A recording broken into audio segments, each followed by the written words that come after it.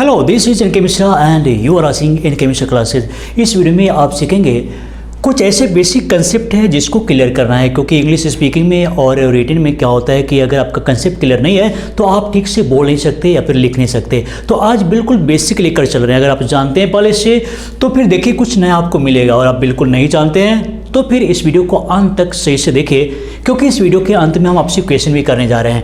आज का जो मेन बात है वो ये कि आई शुड बी और आई शुड हैव, मतलब शुड बी और शुड हैव दोनों का मतलब होता है होना चाहिए।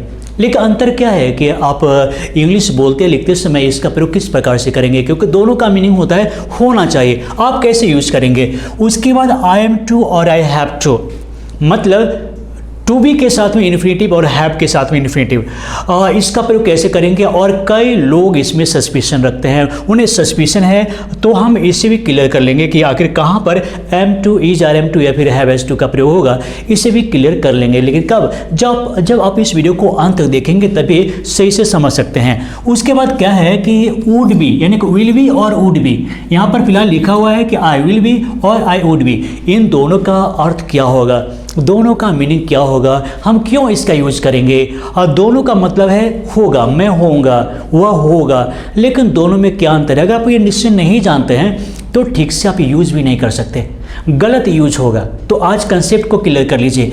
उसके बाद आई वांट टू और आई वांट यू टू, इन दोनों में क्या अंतर है।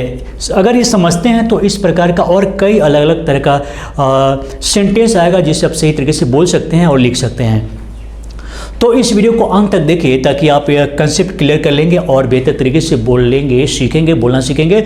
लेकिन सबसे बड़ी बात यह है कि प्रैक्टिस मेक्स समर परफेक्ट। अगर आप प्रैक्टिस नहीं करते, if you don't make practice you can not speak English well. Everything requires practice to be achieved. और कोई भी चीज़ को पाने के लिए आप प्रैक्टिस नहीं करेंगे तो you can not win, you can not get success. So ज़रूरी है कि आप प्रैक्टिस करें। हम लोग सिर्फ मार्गदर्शन करेंगे, सिर्फ रास्ता बतलाएंगे, लेकिन प्रैक्टिस करना आपका काम है, तपना आपका काम है, तभी आप सफलता पा सकते हैं। तो चलिए आगे बढ़ते हैं, लेकिन आगे बढ़ने से पहले आप इस वीडियो को लाइक कर लीजिए, और अगर पहली बार इस चैनल पर आए हैं तो इस चैनल को सब्सक्राइब कर लीजिए और बेल आइकन जरूर दबाइए। तो चलिए शुरू करते हैं। तो जो सबसे पहला रूल है उसे देख लेते हैं। शुड बी के साथ में एडजेक्टिव, नाउन और एडवर्ब का प्रयोग होगा। जैसे आप पहले कभी देखे होंगे तो बी के बाद में अधिकतर नाउन या एडजेक्टिव होता है, लेकिन हम आपको एडवर्ब भी बता रहे हैं, एडवर्ब का ही प्रयोग होगा। सेंटेंस को पहले देखेंगे क्योंकि आपको बतला क्या रहे हैं शुड बी और शुड हैव में क्या अंतर है। तो पहले शुड बी को देख लेते हैं और एक एक करके चलेंगे। बिल्कुल आसान तरीके से पढ़ना है, सीखना है। तो चलिए देखते हैं। You should be honest. अब क्या है कि देखिए यहाँ पर एडजेक्टिव का प्रयोग किया गया है, होना चाहिए। जैसा कि हम आपको बतलाए हैं कि होना चाहिए दोनों का मीनिंग होगा, चाहे वो शुड बी हो चाहे शुड हैव हो, दोनों का मतलब होता है होना चाहिए। तो इसको आप ध्यान में रखेंगे। यू शुड बी ऑनेस्ट, तो आपको ईमानदार होना चाहिए। ये तो बिल्कुल आसान है, आखिर कठिनाई क्या है इसमें, तो इन सब को हम देखेंगे पहले। अब देखेंगे you should be a doctor. यहाँ पर ये क्या है, यहाँ पर ये नाउन है, तो शुड बी के बाद में एडजेक्टिव भी होगा, नाउन भी होगा, और क्या क्या होगा देख लेते हैं। You should be at home now, she should be at home now, उससे भी घर पर होना चाहिए। कभी कभी शुड का प्रयोग भी हम लोग पॉसिबिलिटीज़ को एक्सप्रेस करने के लिए करते हैं, जैसे उससे भी घर पर होना चाहिए। तो क्या है, ये पॉसिबिलिटीज़ है कि उससे भी घर पर होना चाहिए, ऐसा लग रहा है। उसके बाद क्या है कि आप देखेंगे they should be in the market now, उन लोगों को अभी मार्केट में होना चाहिए। उम्मीद है, ऐसा लगता है कि वो लोग अभी मार्केट में होंगे। तो इसी प्रकार क्या करना है, जैसे आप देखेंगे she should be with her friends, उससे अभी अपने दोस्तों के साथ होना चाहिए। हम लोग आपस में बात करें कि उसे अभी अपने दोस्तों के साथ होना चाहिए, अपने दोस्तों के साथ होगी। उसके बाद देखेंगे she should be here, adverb of place. आप देखेंगे यहाँ पर हियर का प्रयोग किया गया है, तो she should be here at this at the moment, उससे इस वक्त यहाँ होना चाहिए। तो यहाँ पर एडवर्ब ऑफ प्लेस का यूज किया गया है। तो शुड बी के बाद में आप एडवर्ब का प्रयोग कर सकते हैं, नाउन का, एडजेक्टिव का यूज कर सकते हैं। और होना चाहिए, सबसे बड़ी बात है कि शुड बी और शुड हैव दोनों का मतलब होना चाहिए होता है। तो शुड बी का मतलब है कि जो सब्जेक्ट है उसमें कोई बदलाव की बात हो रहा है, कुछ ऐसा होना चाहिए, सब्जेक्ट के बारे में बोल रहे हैं। लेकिन वो हैव का प्रयोग करेंगे तो क्या होगा उसे देख लेते हैं। अब यहाँ पर देखिए शुड हैव प्लस नाउन का प्रयोग करेंगे, लेकिन इसका मीनिंग क्या होगा देख लेते हैं। अब पहले कई बार बता चुके हैं, जो भी हमारे ओल्ड स्टूडेंट हैं पहले से पढ़ चुके हैं तो उनका तो बेसिक बिल्कुल कंप्लीट होगा। जो न्यू है उन्हें सही से देखना जरूरी है, और जो ओल्ड हैं वो रिवीजन कर लीजिए, क्योंकि रिवीजन भी करवाते रहेंगे हम। तो यू शुड हैव ऑनेस्टी, देखिए दोनों चीज़ को मैं लिखा हूँ, शुड हैव और शुड बी, दोनों हम लिखे हैं, दोनों में अंतर समझिए। आप ओल्ड हैं तो भी देखिए, यू शुड हैव ऑनेस्टी, आपको ईमानदारी होनी चाहिए। ऑनेस्टी यहाँ पर नाउन है, ऑनेस्टी यहाँ पर नाउन है। यू शुड बी ऑनेस्ट, और ये ऑनेस्ट यहाँ पर एडजेक्टिव है। तो आपने क्या सीखा यहाँ पर? आपने सीखा है कि शुड हैव के बाद में नाउन का प्रयोग करेंगे और बी के बाद में एडजेक्टिव का प्रयोग करेंगे। लेकिन हम यहाँ पर शुड हैव का प्रयोग बता रहे हैं, तो हैव का मतलब होता है पोजीशन, यानी कि अधिकार का बोध होना चाहिए, रखना चाहिए। देखिए यहाँ पर जब रखना चाहिए भी होगा, रखना चाहिए, अगर रखना चाहिए होगा तो आप इसके लिए शुड हैव का प्रयोग करेंगे। अगर होना चाहिए होगा, होना का मतलब किसी व्यक्तित्व में बदलाव की बात अगर है तो बी का प्रयोग होना चाहिए। अगर कोई वस्तु का प्रयोग होना चाहिए, कोई वस्तु में अधिकार का बोध कराने के लिए अगर प्रयोग कर रहे हैं तो हैव का प्रयोग होगा। तो देखेंगे शी शुड हैव डिसिप्लिन, उसे ईमानदार होना चाहिए, उसे उसके पास यानी कि उसे डिसिप्लिन होना चाहिए, अनुशासन होनी चाहिए। दोनों में देख लीजिए, यहाँ पर डिसिप्लिन है, वहाँ पर डिसिप्लिन्ड है, दोनों में क्या अंतर है? जब हम बी का प्रयोग करेंगे तो यहाँ पर एडजेक्टिव का प्रयोग हो जाएगा, और जब हैव का प्रयोग करेंगे तो यहाँ पर नाउन। तो डिसिप्लिन जो है सो नाउन है, डिसिप्लिन नाउन है, तो शुड के बाद में, शुड हैव के बाद में हम नाउन का प्रयोग करेंगे, और यहाँ पर बी के बाद में एडजेक्टिव डिसिप्लिन्ड, हम चाहे तो वेल डिसिप्लिन भी लिख सकते हैं, तो यहाँ पर एडजेक्टिव का प्रयोग ये एडजेक्टिव है। उसके बाद you should have strength, you should have strength मतलब आपको मजबूती होनी चाहिए, क्योंकि हैव है इसीलिए हम नाउन का प्रयोग करेंगे। उसके बाद यू शुड बी स्ट्रॉन्ग, और ये स्ट्रॉन्ग जो है सो एडजेक्टिव है, इस बात को हम दिमाग में रखेंगे। तो बी के बाद में हम यहाँ पर एडजेक्टिव का प्रयोग कर रहे हैं, तो आपको शुड बी और शुड हैव का प्रयोग समझ में आ गया होगा। अब हम यहाँ पर देखेंगे, अब बी के साथ में इन्फिनेटिव का प्रयोग करेंगे और हैव के साथ में भी करेंगे, देखिए है ना, इज आर एम टू, और उसके बाद हैव हैज टू का प्रयोग कैसे करेंगे। तो कंसेप्ट को क्लियर कर लेना, इसमें कंसेप्ट बिल्कुल क्लियर होना चाहिए कि हम is are am was and were जो होता है उसके साथ में इन्फिनेटिव का प्रयोग कब करेंगे? जब भी आपको प्लान के बारे में बोलना हो, किसी प्लानिंग के बारे में अगर बोलना हो तो आप क्या करेंगे?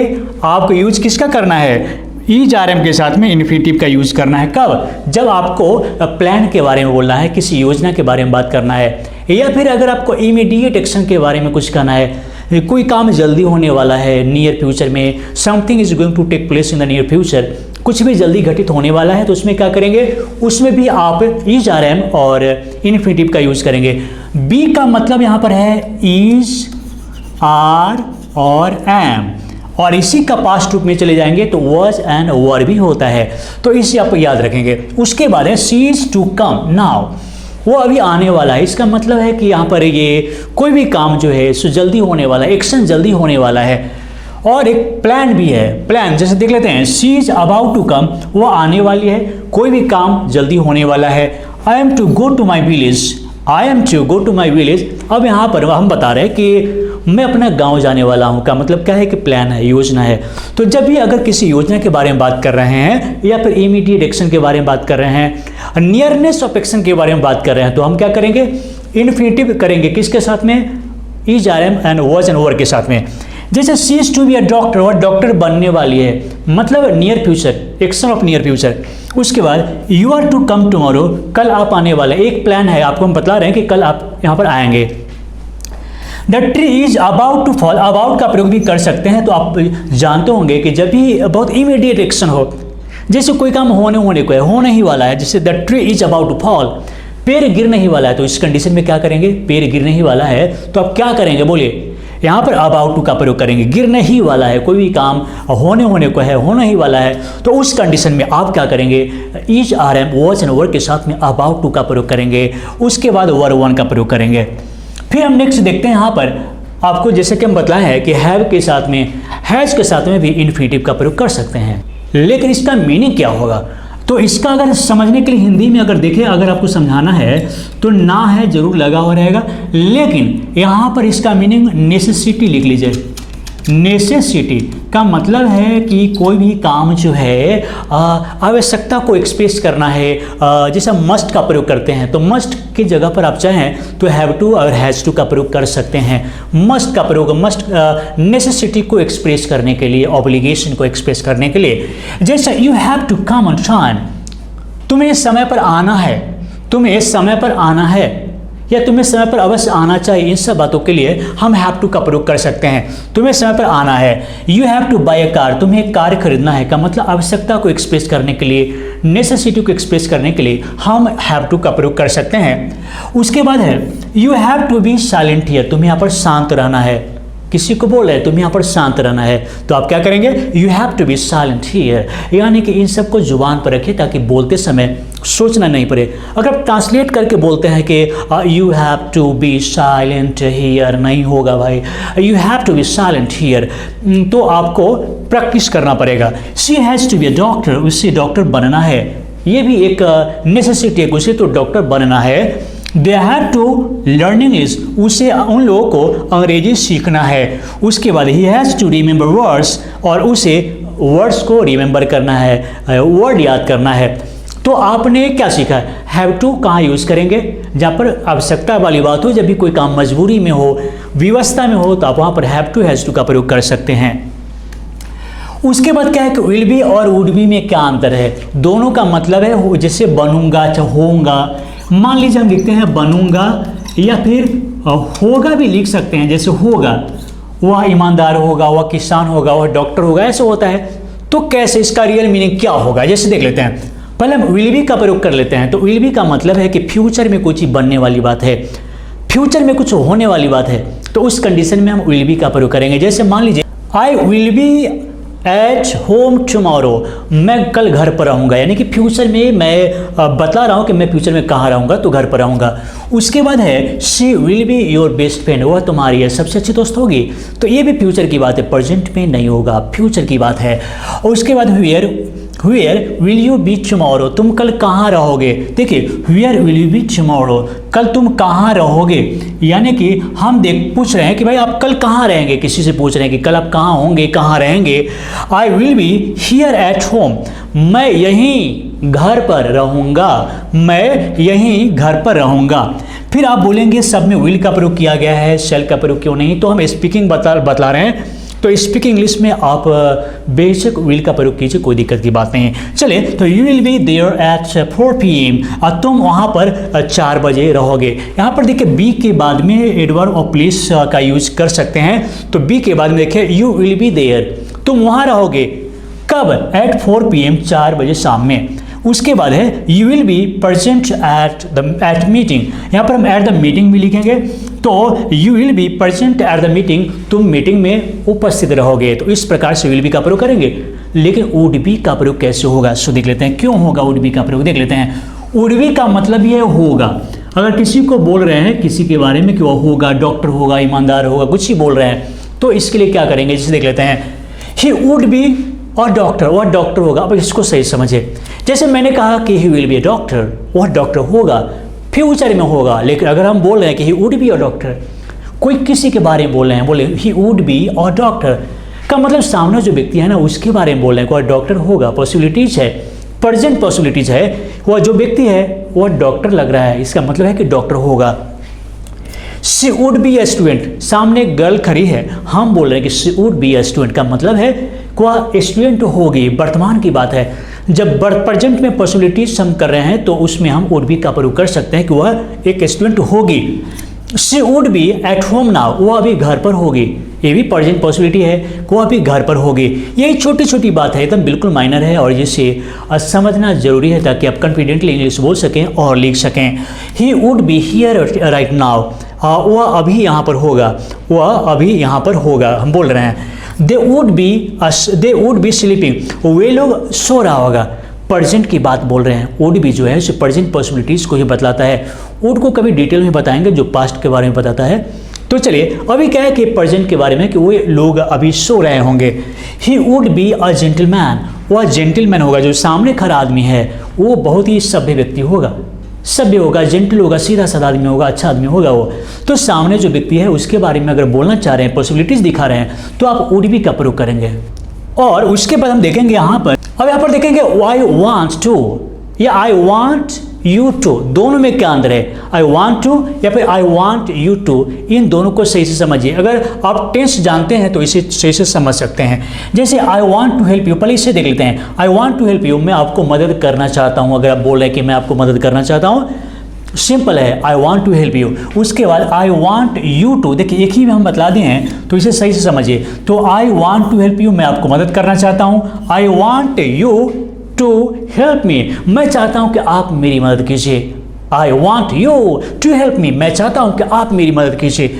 उसके बाद she wants to marry you, वह तुमसे शादी करना चाहती है, वह तुमसे शादी करना चाहती है। लेकिन अब क्या करना है, यहां पर देख लीजिए, she wants you to marry her, she wants you to marry her, she wants you, वह चाहती है कि तुम मुझसे शादी कर लो। दोनों में क्या अंतर है? वह तुमसे शादी करना चाहती है और दूसरा है वह चाहती है कि तुम मुझसे शादी कर लो। मतलब वांट के बाद में अगर ऑब्जेक्ट का यूज करते हैं, बाद में इन्फिनिटिव का यूज करते हैं, तो इसमें क्रिया कौन करेगा? ऑब्जेक्ट करेगा, सब्जेक्ट नहीं। फिर से देखते हैं, जैसे she wants you to marry her, इसमें काम कौन करेगा? ये ऑब्जेक्ट ही काम करने वाला है। वह चाहती है कि तुम उससे शादी करो, तो she wants you to marry her. Next, I want to talk to her. I want to talk to her. इसका मतलब क्या हुआ कि मैं उससे बात करना चाहता हूँ, मैं उससे बात करना चाहता हूँ। अब है I want her to talk to me. मैं चाहता हूँ कि मुझसे बात करे। बहुत इंपॉर्टेंट है, स्पोकन इंग्लिश में यही से पढ़ना चाहिए। आसान तरीके से आप बोल सकते हैं अगर समझेंगे तो I want her to talk to me, मैं चाहता हूँ कि वह मुझसे बात करे। पहला क्या है? I want to talk to her, मैं उससे बात करना चाहता हूँ। दूसरा क्या है? मैं चाहता हूँ कि वह मुझसे बात करे। थोड़ा सा इंपॉर्टेंट है, इसको आप बहुत सारे सेंटेंस को देखेंगे, बनाएंगे, प्रैक्टिस करेंगे, तब जाकर इस पर कमांड हो पाएगा। तो जरूरी है कि समझिए। उसके बाद है टुडेज क्वेश्चन। आज का सवाल क्या है? मैं चाहता हूँ कि आप लोग समझ जाएं। मान लीजिए मैं टीचर हूँ, बहुत सारे स्टूडेंट्स हैं, हम सबको बोल रहे हैं कि मैं चाहता हूँ कि आप सभी टाइम से आएँ, समय से आएँ। तो हम इससे कैसे, कौन आएगा यहाँ पर समय से? तो आप लोग। हम किससे बोलें? आप लोगों को बोलें समय से आने के लिए। तो अब इससे इंग्लिश में कैसे बोलेंगे? मेरे समझ में तो अभी नहीं आ रहा है, आप लिखेंगे, मैं देखूंगा। एक एक कमेंट को चेक करने का प्रयास करेंगे। कभी कभी छूट जाता है, किसी काम में बिजी हो जाते हैं, तो इसके लिए सॉरी, लेकिन मैं प्रयास करूंगा कि आप जो भी कमेंट करेंगे मैं पढ़ूंगा, चेक करूंगा और आपको बतलाऊंगा कि सही है कि गलत है। तो चलिए दोस्तों, इस वीडियो को देखने के लिए, लाइक करने के लिए और शेयर करने के लिए आप सभी को बहुत बहुत धन्यवाद।